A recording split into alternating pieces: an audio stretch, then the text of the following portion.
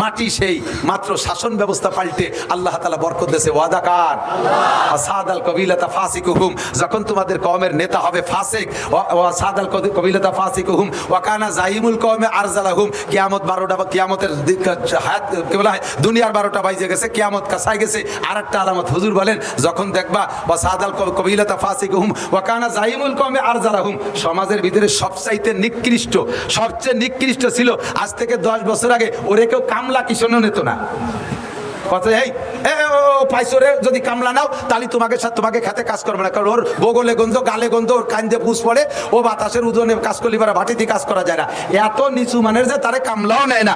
হঠাৎ করে ছেলে একটা ইটালি চলে গেছে, আল্লাহু আকবার, এখন উনি ইটালি হয়ে গেছে, 5 তলা দালানের মালিক। এই মূর্খ অশিক্ষিত আইসো পাইসো, এরা হচ্ছে সমাজের মাতুব্বার। হয়েছে কি হয় নাই, কথা বলে হয়েছে কি হয় নাই? এটাও কিয়ামতের আলামত। শিক্ষিত মানুষের মাথায় উঠো, শিক্ষিত মানুষের পায়ের নিচে যাও। এই জাতীয় মূর্খরে মাথায় উঠোইলা, সমাজটা ধ্বংস হয়ে যাবে, অধপতনে চলে যাবে। হুজুর বলেন কিয়ামতের আলামত।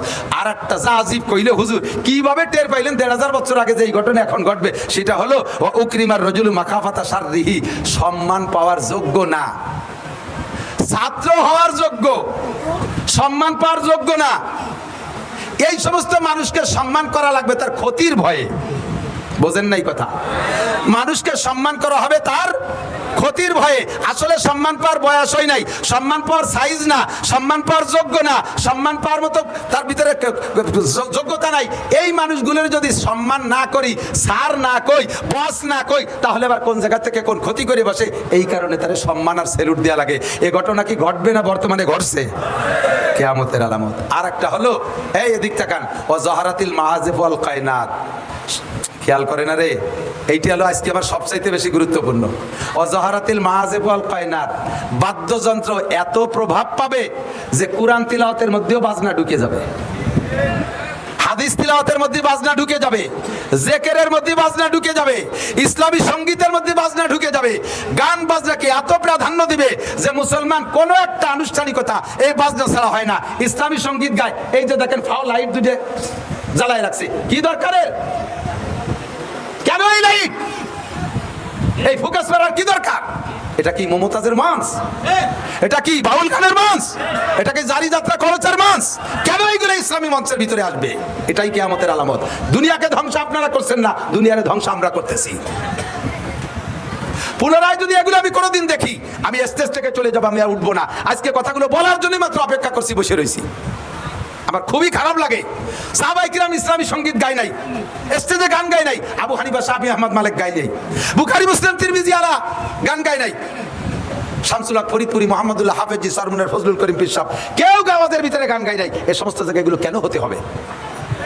একটুও ভালো লাগে না, একটুও ভালো লাগে না। এই করে আসল জিনিসের স্বাদ নষ্ট করে ফেলাইছে, এই করে আসলের স্বাদ নষ্ট করে ফেলাইছে। প্লাস্টিকের প্রভাবে তামা, পিতল, কাঁসা শেষ হয়ে গেছে। তারপরে সিটি গোল্ডের প্রভাবে স্বর্ণের দাম শেষ হয়ে গেছে। কথাটা ঠিক না? অজহারাতিল মাহাজিব ওয়াল কায়নাত, বিয়ের অনুষ্ঠান বক্স ডেক্স বাজাইতেই হবে। মুসলমান এই মাদারীপুর এলাকায় মানুষ প্রত্যেক ঘরে ঘরে মোটা বিদেশে, ছেলেরা বিদেশে থেকে টাকা পাঠায়, সেই টাকা দিয়ে বাড়ি আসার পরে তারা আবার বিয়ের অনুষ্ঠান কয়েকদিন পর্যন্ত বক্স ডেক্স বাজাও। যেই বিয়ের ভিতরে বাজনা, গান বাজনা, ড্যান্স করা হবে, ওই বিয়ের ভিতরে খুদার বরকত নাই, আল্লাহর বরকত নাই। ওই বিয়ের ভিতরে অসুবিধা আছে, তুই বউ দিয়ে বাড়ি চলে যাবি, আল্লাহ বাসালি তোর বউ চিল্লেই চলে যাবে, 3-4 চিল্লে আড়াইতে হবে, খুঁজি কোনো জায়গা। ওই বিয়ের ভিতরে আকাম করেছি, এই আড়াই না, কতক্ষণ আড়াই না, কিরা তালাশ করে দিতে যাবে, আমি কত দরকার কই দিয়ে গেলাম। শেষে আমার কত ফোন দেয়, আরে এই এলাকার মনে হয় 50টা ছেলের ইটালির নাম্বার আমার কাছে ফিরাই ফোন দেয়, আমার সাথে বহুত পীড়িত, আমার কাছে সাথে আমার মতো সে টাকা দেয়, মাঝে মাঝে ফ্যান গায়ে, হুজুর একে কান্দিস কে, হুজুর বিয়ে হয়ে তুই আমার বউটা আমার দুলোভাই নিয়ে গেছে। সাড়ে শয়তান টাকার এই আকামের ভিতরে পড়ে যাওয়া, বিপদের প্রতি পড়ে যাওয়া যদি ওই আকাম করো। আমরা এলাকায় যুবকরা, আমি যুব সংগঠন চাই, যুবকদের একটা কমিটি গঠন হতে হবে। আমাদের এই এলাকায় বিয়ে, মুসলমানি, বউ ভাত, কোন মুসলিম অনুষ্ঠানে আমরা বক্স ডেক্স মাইক বাজাবো, অন্তর থেকে বলেন বাজাবো। এর প্রতিহত করার জন্য কারা কারা প্রস্তুত আছেন? আল্লাহ পাক তৌফিক দান করবেন, আমিন। আমাদের প্রোগ্রামগুলোর ভিতরে আল্লাহ বরকত দান করুন। এরপরে অসুরি বাতিল খুমুর 14 নম্বরে কিয়ামতের আলামতের 14 নম্বর হলো মদ, গাঁজা, ইয়াবা, ফেনসিডিল অ্যাভেলেবেল হয়ে যাবে। আগে পলায় পলায় পাট বাগানের মধ্যে কিনা বেচা হতো, এখন সাধারণ দোকানেও চলে আইছে, বাড়ি বাড়ি কিনা বেচা হয়। এ চলছে কি চলছে না কথা বলেন? মদ, গাঁজা, ইয়াবা, ফেনসিডিল, হুজুর বলেন এর মাদক চলবে খুব বেশি। 15 নম্বর হলো ওয়ালা আনা আখিরু হাজিল উম্মতে আউয়ালাহা। আর এই শেষকালে কিছু কিছু পাঙ্কু, খেয়াল করে না, এটা আরো জরুরি, এদিক তাকান।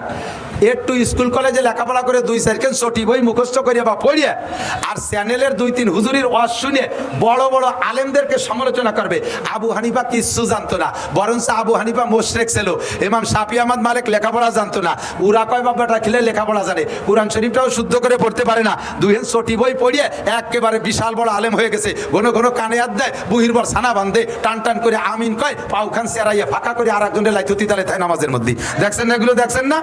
এরা বড় বড় আলেমদেরকে সমালোচনা করে। সরমুনার পীর সাহেবের নামাজ হয় না, সদর সাহেবের নামাজ ইয়ে মারা গেছে, আহমদ শফি সাহেবেরও নামাজ হয় নেই, নামাজ খালি ওকে কয় বা বেটার হয়, লেখাপড়া উরাই জানে। এইগুলো সব কিয়ামতের আলামত। পারলি একটু সামনে আয়, খাতা কলম নিয়ে আয়, ক্লাসে একটু বয়, পড়ান বই একটু পড়াই দেই, হাদিস কুরআন কাকে কয় একটু বুঝোই ছাড়িয়ে দেই। ওই যে ছোটি বই পড়িস আর চ্যানেল হুজুরের ওয়াজ শুনিস তো, তোর চ্যানেল হুজুর আজও পাঞ্জাবি পড়া শেখে নাই, কতক্ষণ ঠিক ঠিক না?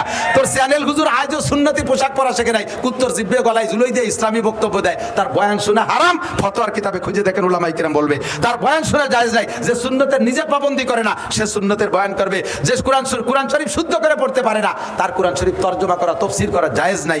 ও দোস্ত, এগুলো সব কিয়ামতের আলামত। যখন এইগুলো শুরু হবে তখন হুজুর বলেন গরম বাতাস আসবে, ভূমিকম্প হবে।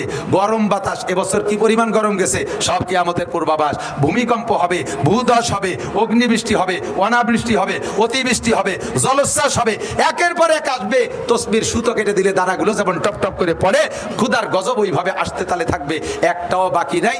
আমরা অন্যায়গুলো নিয়মিত করতেছি আর ক্ষুধার গজবের ধারাবাহিকভাবে আসতেছে। কথা বলুন ঠিক কি ঠিক না? যদি দুনিয়াকে আরো লম্বা হায়াতে বেঁচে বাঁচায় রাখতে চান, তাহলে আল্লাহর কাছে দোয়া করি, আল্লাহ তাআলা যেন আমাদেরকে এই সকল অন্যায়